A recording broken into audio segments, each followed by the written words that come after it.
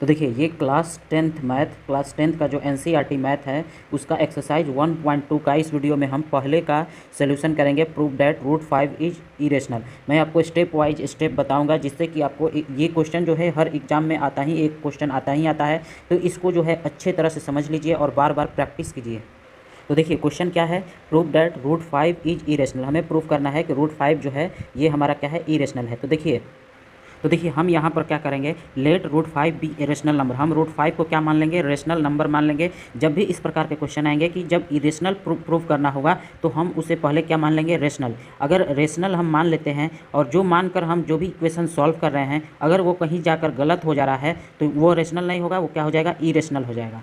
जैसे मान लेते हैं कि आप केस देखते होंगे, जो कोर्ट में केस चलता है तो यहाँ पर आपके दो व्यक्ति रहते हैं, एक ये व्यक्ति हो गया और एक आपका ये व्यक्ति हो गया। दो व्यक्ति हैं, एक अभी हमें नहीं पता है कि इन दोनों में से जो है किसका गलती है, अभी नहीं पता। यहाँ पर आपके जज साहब हैं, ये आपके जज साहब है, जज साहब को अभी नहीं पता है दोनों में से किसका गलती है। तो जज साहब अभी क्या मान के चलेंगे कि अभी जो मान के चलेंगे यहाँ पर अभी जो है मान के जज साहब क्या चलेंगे कि दोनों जो है सही हैं, क्या है, दोनों सही है। लेकिन अगर जब केस ख़त्म होने वाला, मतलब जो भी प्रूफ होता है, डॉक्यूमेंट होता है, अगर उसका वेरिफिकेशन मतलब सब चीज़ होने के बाद कोई दोनों में से एक गलती निकलेगा और दूसरा क्या निकलेगा, सही। मान लीजिए कि ये हमारा जो है सही निकलता है, मतलब इसने जो है सही काम किया, तो दूसरा क्या हो जाता है, ऑटोमेटिक गलत हो जाएगा। अगर दूसरे ने जो है सही काम किया है तो पहला क्या हो जाएगा, ऑटोमेटिक गलत हो जाएगा। उसी प्रकार यहाँ पर है, हमको इरेशनल प्रूफ करना है तो हम मान के चलेंगे कि वो नंबर क्या है, रेशनल मान के चलते हैं। और कहीं पर जाकर जो है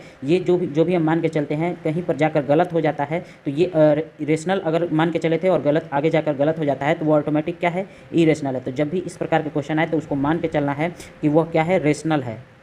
अब देखिए कि रूट 5 को तो हम रेशनल नंबर मान लिए और हम जानते हैं कि rational number must be in the form of P by Q. जो रेशनल नंबर होता है वह क्या होता है, पी बाई क्यू के फॉर्म में होता है, जहाँ पर क्यू कभी भी 0 के बराबर नहीं होगा। तो हम जो है रूट 5 को क्या लिख सकते हैं, रूट 5 बराबर क्या हो जाएगा, पी बाई क्यू। चूँकि हमने जो रूट 5 है इसको क्या माना है, रेशनल नंबर माना है, और रेशनल नंबर है तो इसको हम पी बाई क्यू के फॉर्म में लिख सकते हैं। अगर पी बाई क्यू के फॉर्म में लिख सकते हैं और जहाँ पर क्यू जो है ये बराबर नहीं होगा 0 के, तो रूट 5 बराबर क्या हो जाएगा, पी बाई क्यू।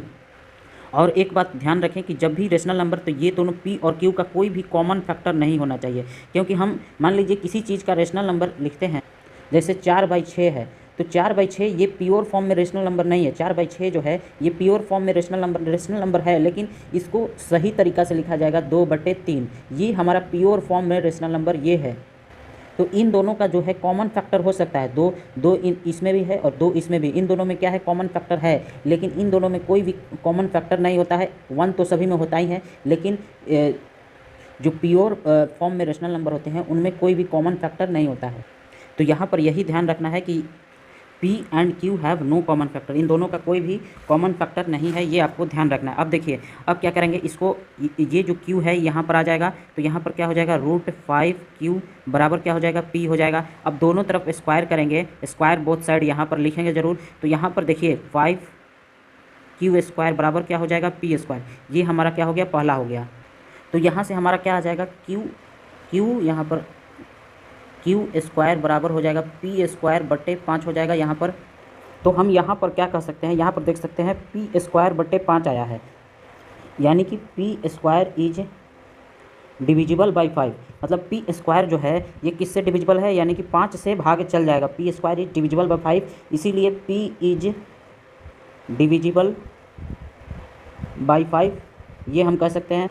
अब देखिए एक बात को समझिएगा कि जैसे 4 जो है 4 इज डिविजिबल बाई 2 है, ये आपको दिख रहा है साफ साफ कि 4 इज डिविजिबल बाई 2 है। तो 4 को हम क्या लिख सकते हैं, 2C लिख सकते हैं, और यहाँ से C क्या आ जाएगा, 2 आ जाएगा। इसी प्रकार से 4 इज डिविजिबल बाई 2 को हम क्या लिख सकते हैं, 4 बराबर 2C, यानी कि 2 का जो है मल्टीपल है। C हमें नहीं मालूम है कि C क्या होगा, तो यहाँ पर ऐसे ही लिख सकते हैं। यहाँ पर P बराबर, यहाँ पर मैं कलर चेंज कर लेता हूँ, तो यहाँ पर हम P इज डिविजिबल बाई 5, तो P जो है 5 का मल्टीपल है, यानी कि 5C लिख सकते हैं। P बराबर कितना हो जाएगा, 5C लिख सकते हैं।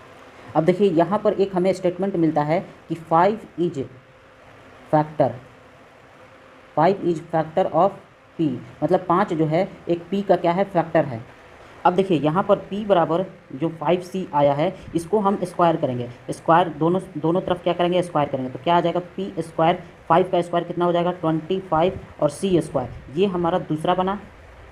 अब देखिए ये पी स्क्वायर के वैल्यू को, यहाँ से पी स्क्वायर का वैल्यू आ गया 25c स्क्वायर, तो इस पी स्क्वायर के वैल्यू को हम पहले वाले इस इक्वेशन में हम डाल देंगे। तो यहाँ से क्या आ जाएगा 5q स्क्वायर बराबर आ जाएगा 25c स्क्वायर, ये हमारा आ जाएगा। तो यहाँ से 5 से 25 कट गया, कितने बार में 5 बार में, यानी कि q स्क्वायर बराबर कितना आ जाएगा 5c स्क्वायर।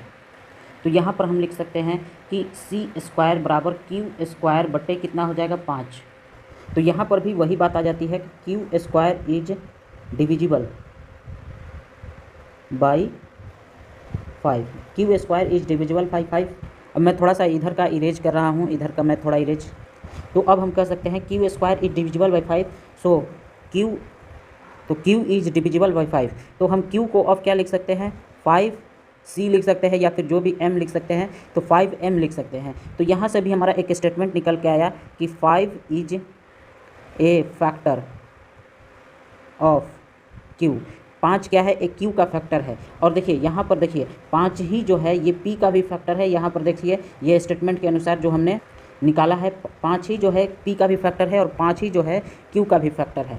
और जो हमने शुरुआत में माना था कि p बटे q इन दोनों के कोई भी कॉमन फैक्टर नहीं हो सकते, मतलब एक ही कोई फैक्टर नहीं, जैसे दोनों में 2 फैक्टर हो, दोनों में 3 ही फैक्टर हो, दोनों में 4 फैक्टर हो, इस प्रकार के नहीं हो सकते। लेकिन यहाँ पर हमारा क्या हो गया 5 जो है ये दोनों का कॉमन फैक्टर हो गया।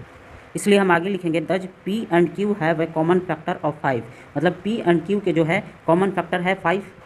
तो क्या हो गया, so there is a contradiction as per our assumption. पहले हम माने थे कि p बाई q के फॉर्म में होगा और p और q दोनों में से किसी का भी दोनों का कोई भी कॉमन फैक्टर नहीं होगा, लेकिन यहाँ पर हमें 5 जो है दोनों में क्या आया कॉमन फैक्टर आया, इसलिए ये क्या हो गया, हम जो माने थे ये हमारा कंट्राडिक्ट हो गया, मतलब जो हम माने थे वह गलत हो गया।